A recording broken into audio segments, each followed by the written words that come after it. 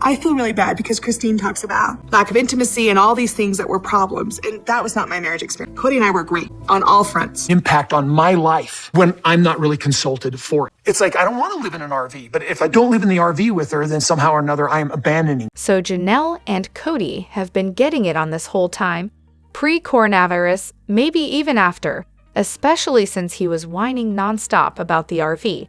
Interesting. I wonder how Robyn feels about that. Honestly, it totally makes sense now why Robyn is always lurking around, sitting on her bench, staring at Janelle's RV like a hawk. She's probably making sure it's not rocking too much, because, well, when the RV rocking, Robyn's definitely not knocking. Remember when Kody, in one of the early seasons, said he and Janelle have more of a buddy relationship, like she's just a guy friend to him? That's probably why people assumed they were just platonic.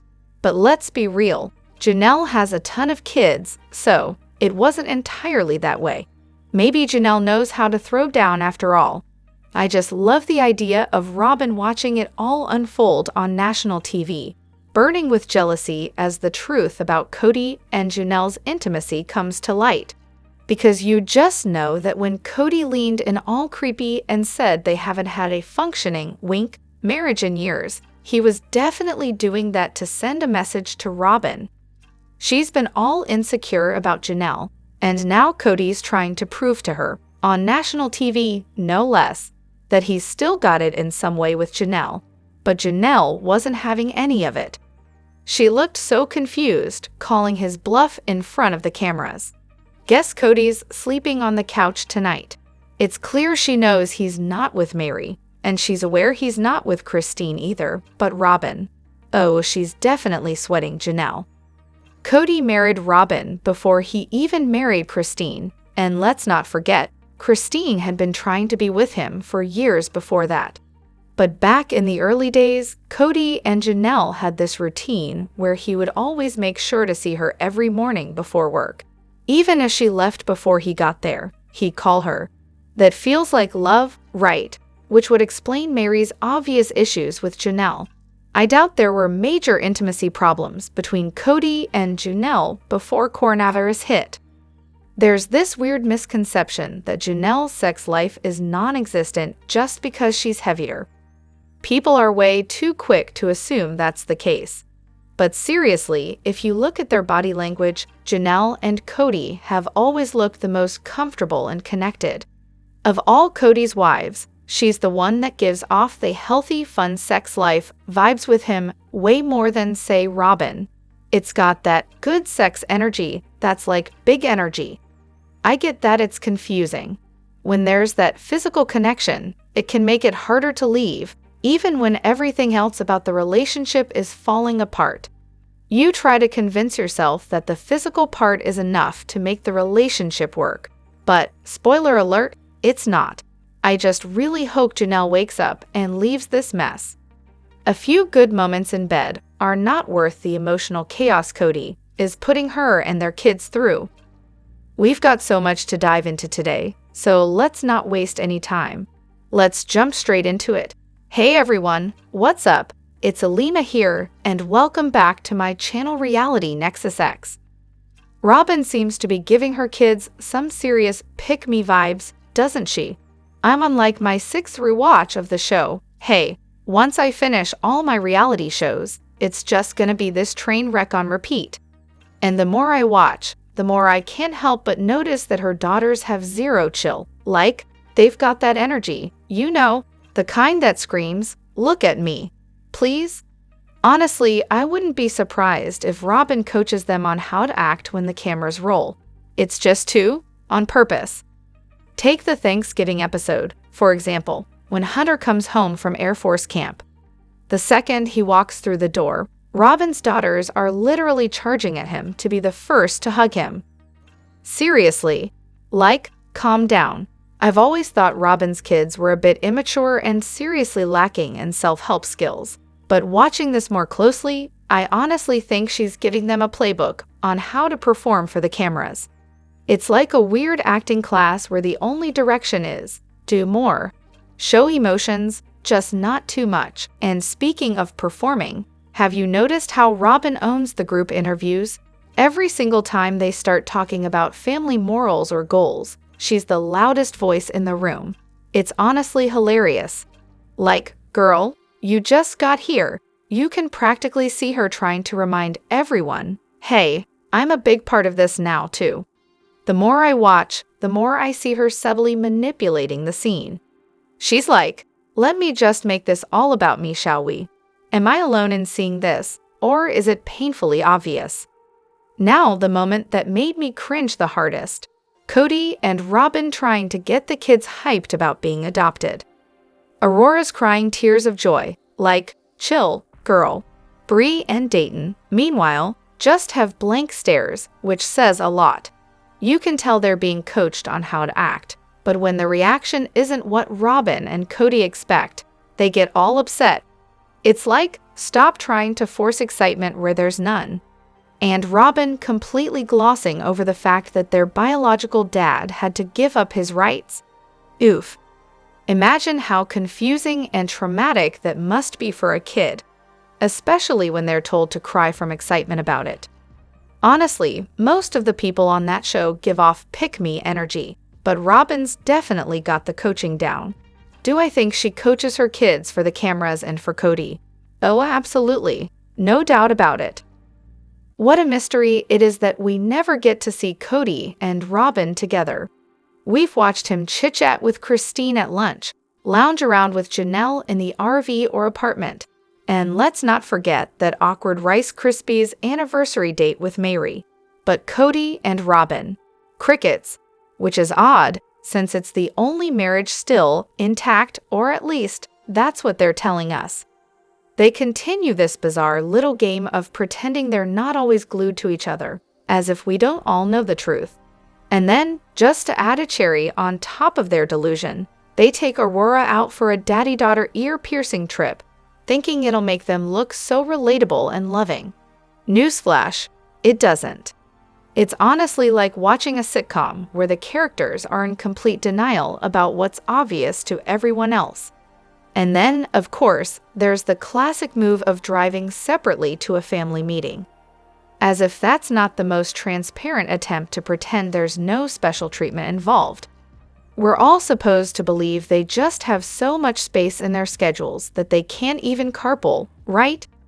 Let's not forget the gems from season 17, episode 1, where Kody has his sleep on the couch meltdown, or Robyn's bizarre scenes that have always seemed off. I mean, remember that time when Robyn was like, oh, I was totally going to bring up cutting Saul's hair, but lucky for me, Kody beat me to it, and there's already a stylist just waiting in the other room.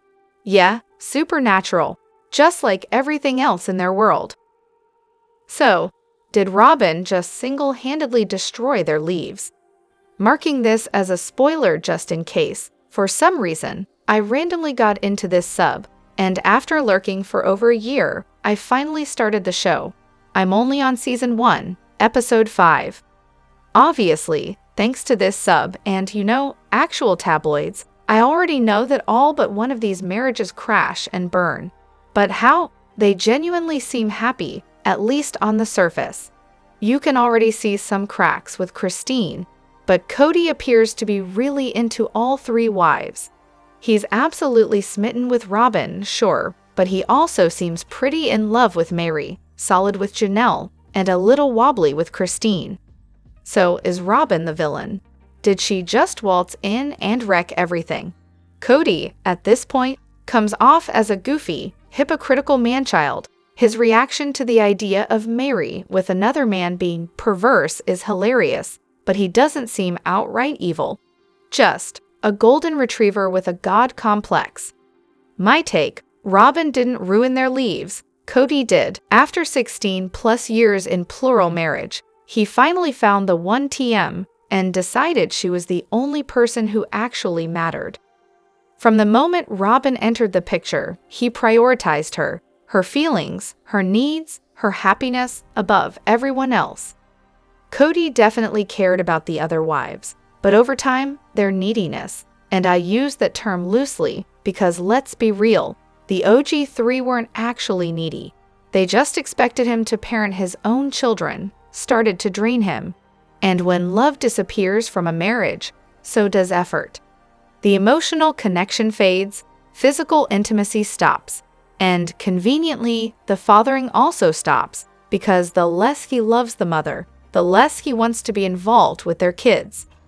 The Browns needed the TLC paycheck, so Kody kept the charade going for years, but eventually, even he couldn't fake it anymore. The OG3 had been putting up with his neglect for ages, and it reached a breaking point. Was some of Kody's meltdown over Christine leaving actually about losing her income? Probably. He clearly expected her to accept whatever crumbs of attention he was willing to offer. Meanwhile, she was giving way more than she was getting. Fortunately, the OG3 were smart enough to build their own businesses. Unlike Kody and Robyn, who, well, let's just say financial planning is not their strong suit. And let's not forget, Robyn didn't just step into the family, she rewrote the entire history of it.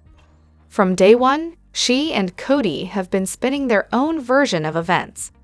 One more thought, Kody has always loved being a dad to young kids. He was fun and energetic when they were little, but once they became teenagers, i.e., actual humans with thoughts and opinions, he lost interest. Eventually, Robyn was the only wife having babies. So naturally, that's where he put his energy. The OG3's kids, out of sight, out of mind. Also, let's be real, Robyn definitely played into Kody's white knight complex. She fed his savior fantasy, probably threw in some more adventurous bedroom fun, and positioned herself as the ultimate victim.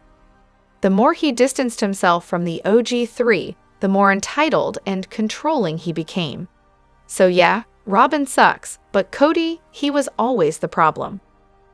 What on earth is wrong with Robyn's eldest kids? I'm a bit of a unique viewer here. I watched the first season when it aired, then popped back in for this latest, tragically sad season, just to see the whole thing fall apart. And well, let's just say I didn't really miss much in between. But seriously, why are Robyn's oldest kids so stuck? I mean, they've been living at home, isolated from the world, for nearly a year. Their only company being their parents, the nanny with coronavirus, love the irony there, and their two much younger siblings. And what's their excuse? Robyn says they're prioritizing seeing their father, but at what point does that become unhealthy for young adults in their 20s? I get it, I'm all about taking coronavirus seriously. I'm a coronavirus nurse, for crying out loud, and I've seen the worst of it. But after the initial chaos of lockdown, this behavior just seems bizarre. Meanwhile, Janelle and Christine's adult kids had much more age-appropriate, typical reactions for the winter of 2020-2021. Are Robyn's kids emotionally stunted, developmentally delayed? Has she coddled them so much that they've turned into socially awkward blobs of dependency? Or maybe it's psychological abuse. Who knows? Either way, it's hard to imagine any normal 20-something prioritizing spending all their time with their dad over developing relationships, finding some independence, and exploring their own lives. Coronavirus or not, that's just not a typical move for their age group. And don't get me started on Dayton. The guy is on the spectrum, which we've never been told outright on the show, but it's pretty obvious. He's definitely not the only one who seems off, though. Aurora, for example. There's something seriously strange about her, too. I'm not saying it's a bad thing, but she's constantly crying, can't control her emotions. And there's this bizarre clinginess with Kody. Like, she's always sitting in his lap and getting way too close. I get it if she didn't have a dad figure, but she does. So what's going on? And to be honest, she doesn't exactly come across as the sharpest tool in the shed, either. I hate to say it, but something's definitely off with her. Then there's Brianna. Poor thing's dealing with anxiety and panic attacks, which might explain why she's sticking around at home, obediently following the Grody family rules. I'd be too terrified to leave too, honestly. Christine's name on her Flagstaff house? Just hers. Not a chance. Kody's name has been plastered all over every property they've ever had, like a permanent, unwanted stamp. So, did Christine pull off the impossible feat of snagging the house all by herself? She sold it and moved on, seemingly without him. But here's the kicker. Could Kody have been secretly fuming that he had no say, no control over that particular piece of real estate? It's a thought. Kody's name was on the house until around August or September of 2020 until he graciously removed himself from the deed. Oh, how generous. But here's where it gets juicy. Wasn't Kody busy refinancing Robyn's house or trying to get a line of credit on it? Taking his name off Christine's house was probably just a strategic move to boost his credit qualifications for something else. A little financial sleight of hand, if you will. And let's not forget Kody's repeated worry during the breakup, that some man might come along and take advantage of Christine's money. I mean, really, was he worried about Christine being exploited? Hardly. What Kody was really worried about was someone else swooping in and potentially getting his piece of the pie. Because if anyone was going to manipulate Christine into handing over her cash, he figured it might as well be him. Okay, brace yourself, because I'm about to say something that might get me some serious side-eye. I actually kind of liked Kody's plan for the giant house in Flagstaff. I mean, how is it any different than living in one of those townhouse communities, right? You get a clubhouse, shared space, all that. Sure, they'd never be able to sell it unless some corporate bigwig wanted to turn it into a retreat center. But hey, not the worst of Kody's wackier schemes, in my humble opinion. But let's be real here, it was total nonsense from the start. The land wasn't even zoned for something like that, so it would have never gotten the green light for permits. This wasn't anything new. The Browns have been cranking out fake storylines since season 1, and this oversized house idea was just another one to add to the list. And you know what? I think the real kicker here was how the whole thing just exposed how much the relationships were unraveling at that point. Mary, Christine, and Robyn all knew that locking themselves into a financial commitment like that would trap them together forever, at least on paper. I'm pretty sure Christine had already started plotting her escape by the time this house thing was even mentioned. Her no vote, that was the final nail in Kody's already rotting coffin. And let's not forget, this was the moment he decided to stop the intimacy and punish Christine. Because nothing says love like a good all-emotional vendetta, right?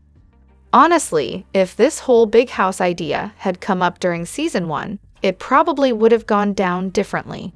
But building a giant house when most of the kids were about to leave for college, with Mary and Christine in the state they were, yeah, that was definitely not going to end well. Do I think Robyn actually loves Kody? Oh, absolutely not. Robyn is the textbook definition of a terrible person, the one who played a central role in ruining the other marriages. Not to mention, she's lazy and always has her hand out, waiting to get more. Love, please. She barely looks like she's enjoying the perks she's gotten from being his favorite. Her misery is practically a permanent expression at this point, especially knowing she's Kody's best customer.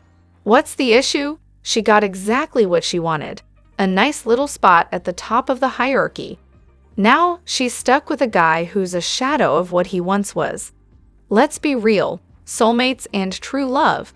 That's all Christine's labels that Kody latched onto in his quest to hurt everyone else. In reality, Robyn was just playing the game to cater to him, knowing exactly what to do to earn his favor. That's why they're both miserable now.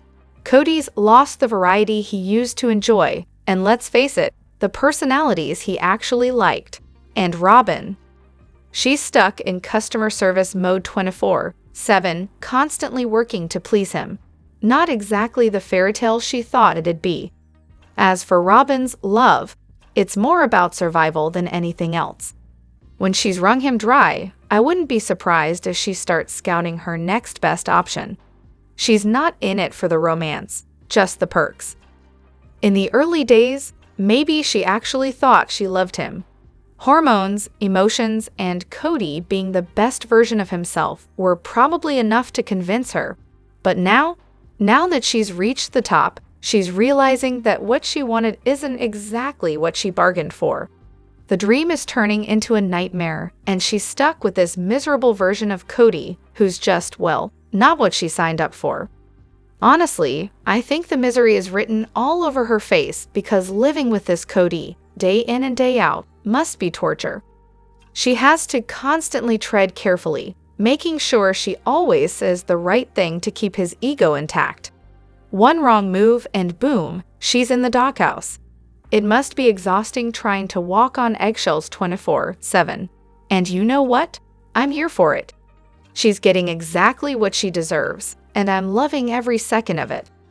As for the others, Meri and Christine, I honestly think they were the ones who actually loved Kody. Janelle and Robyn, they loved the idea of Kody and, more importantly, the perks of plural marriage.